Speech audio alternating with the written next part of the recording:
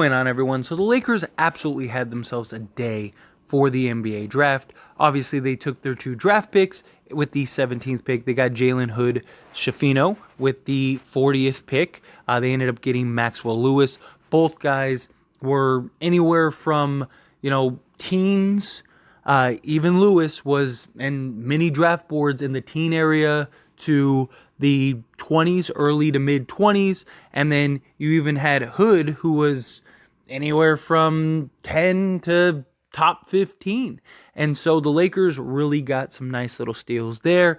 2 guys that have some quality size, some switchability, could play multiple positions, do multiple things, which is what the Lakers really need. Got a 6'6 guy, 6'7 guy, and guys that are 2 different players but have a lot of various intangibles. They also got 3 guys in the undrafted market, 2 of which they brought on a 2-way deal, 1 on an Exhibit 10. Now, Alex Fudge, he's the one that's on an Exhibit 10. Personally, I don't really see him having a chance to make the roster.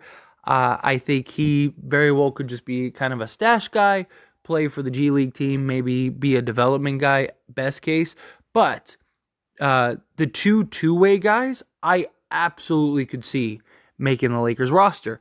Nemo Hodge, he's a guy that can shoot the ball. He's a guy that is great defensively, gives you a quality 3-and-D style, like a legit 3-and-D style. This guy shot 40% from 3 in college. That is very valuable. Can he shoot not necessarily 40%, but can he shoot 38%, right? Somewhere around there, or 37%. That would just be fantastic. And then the real one that I think is maybe even the biggest steal is Colin Castleton, who he was actually going to get drafted, and just like Austin Reeves said, nope, hard pass. I'm going to go undrafted, and I'm going to go to Lakers. So the Lakers got an absolute steal with him, a guy who could be a legit center that I think could come in and play some quality minutes. Now, none of these guys I expect playing 30-plus minutes a game, but these are all guys that very well could come in and play, a handful, play 10 to 15 minutes a game. So with that, right, again, let's remove Alex Fudge, because personally, I just don't believe he has a real shot at a roster, although he is 6'9", has some intangibles, could be like another Jared Vanderbilt. But I think the Lakers would look at it as, we already got our Jared Vanderbilt. We need guys that can do more than just defend, right? And that's where everything else comes in. All 4 of the other guys in Schifino, Lewis, Castleton, and Hodge all could be quality contributing pieces. This free agency is terrible. Outside of like a couple guys, maybe, it's awful. All the guys that are good, we can't afford. And all the guys that we can't afford, the Lakers probably don't even want. So either the Lakers pull off a big trade, or the Lakers could very well just kind of run it back. And then how do you fill out the rest of their roster? Now, obviously, they're probably going to bring back the core guys, right? Austin Reeves, Rui Hachimura, I think are about as close to a lock of getting re-signed as possible, unless something crazy happens, like Damian Lillard does become available and the Lakers have a chance to get him, but they have to give up Austin Reeves or they have to give up Rui Hachimura. Then, in that case, I could see the Lakers doing that, and then it's like, okay, well, maybe they're not going to be on the roster. But unless something crazy like that happens, which is not likely to happen, Austin Reeves, Rui Hachimura, I expect to be Lakers for the long haul, right? So that is great. That's good to know. Gives us an idea, gives us some insight that, okay, we got LeBron James, we got Anthony Davis, got Austin Reeves, Rui Hachimura. There's 4 guys right there. Jared Vanderbilt, the Lakers are very likely going to keep, again, unless some trade happens and he's the deciding piece. So that gives us 5 guys and then Max Christie, right? And we'll touch on him more towards the end of this video. But what do you do with D'Angelo Russell? Now, personally, I think the Lakers keep D'Angelo Russell. If Schifino can turn into any type of quality production guy, then D'Lo would become expendable. But I don't think this year he'll be that. even if Shafino comes in and is like 15-5-5, which would be really good, I think you still keep D'Lo just because D'Lo's a 17-5-8 guy, right? And he's a guy that has the experience. Lakers are trying to win now, all that. Even Rob Pelinka himself has said that, he wants to put a championship contender out. He wants to put out the best product possible to try to contend and win a chip. And the Lakers, though, need to round out a roster.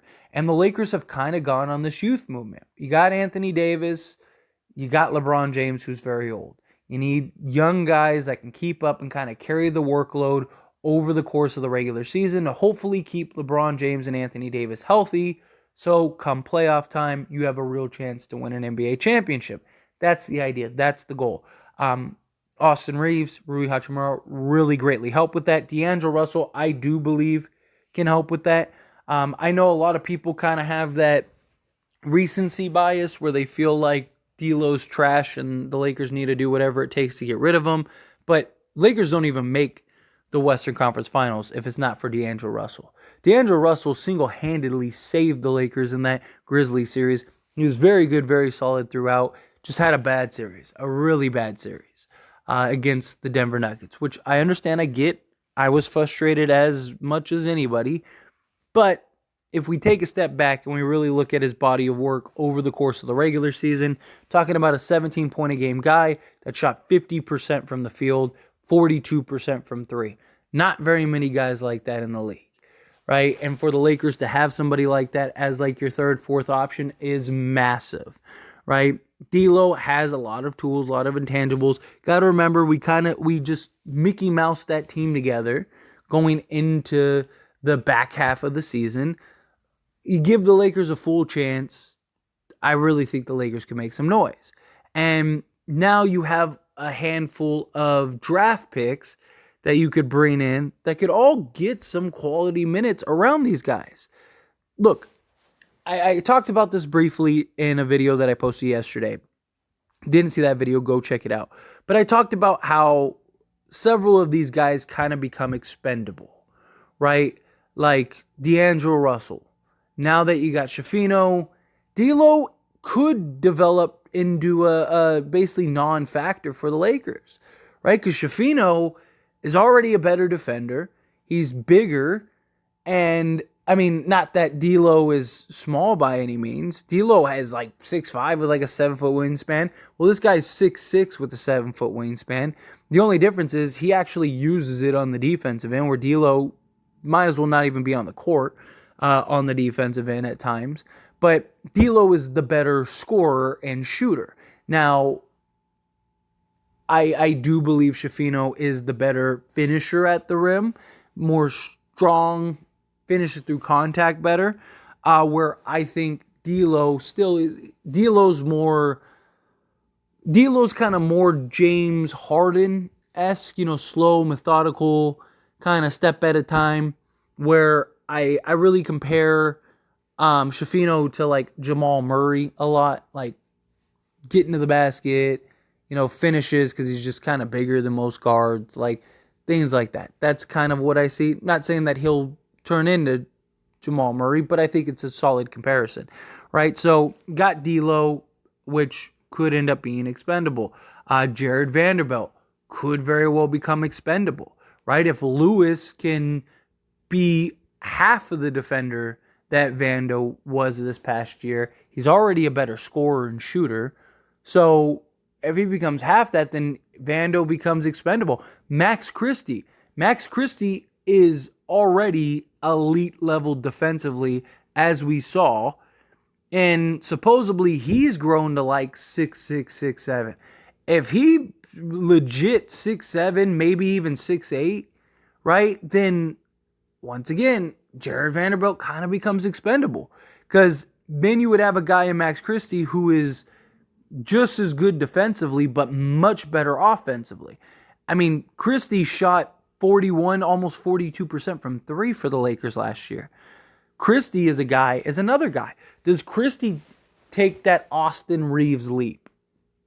Does Christie come in and play that role of Austin Reeves, where he earns a spot in the rotation and then gets to the point where it's like, hey, you should probably start him.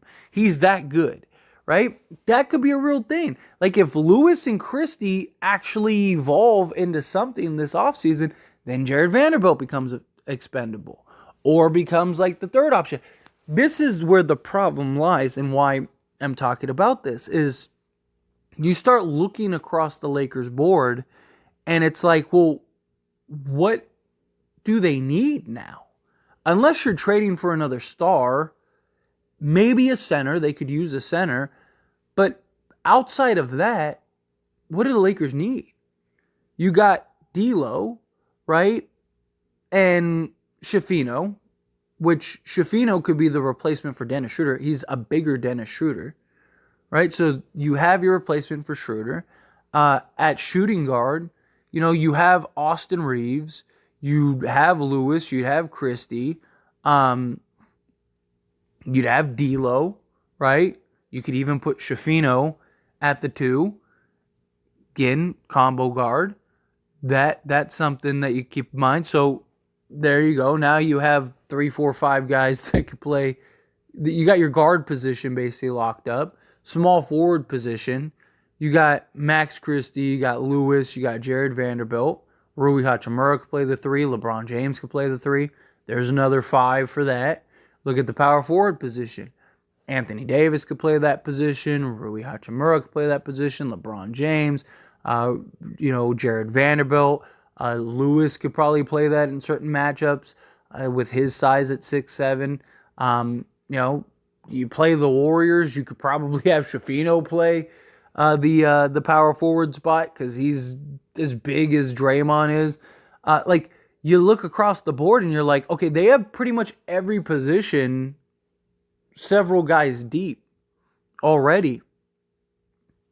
Like, what do the Lakers... And then you look at free agency and you're like, there's not really anything else. Like, what else is there? Right? There's, like who are you going to get in free agency that's that much better than these guys that you'd probably rather have get the burn in development and run it?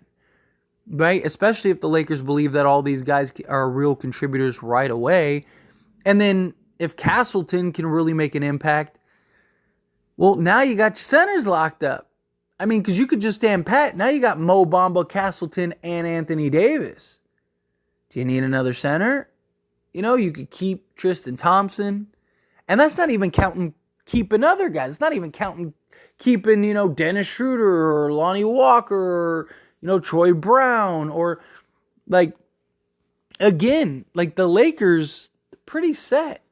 What do the Lakers need? What do they need? You're not going to get it. Who are you going to get that's that much better than these guys?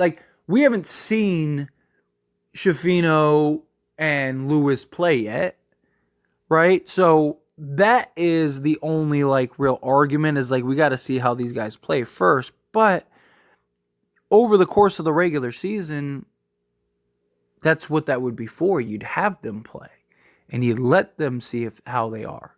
And then if nothing's if it's not working right or it's kind of awkward or whatever, well, then you get a trade done by the trade deadline. I'm not saying the Lakers stand pat. I'm not saying that they don't do anything. I just wouldn't be shocked.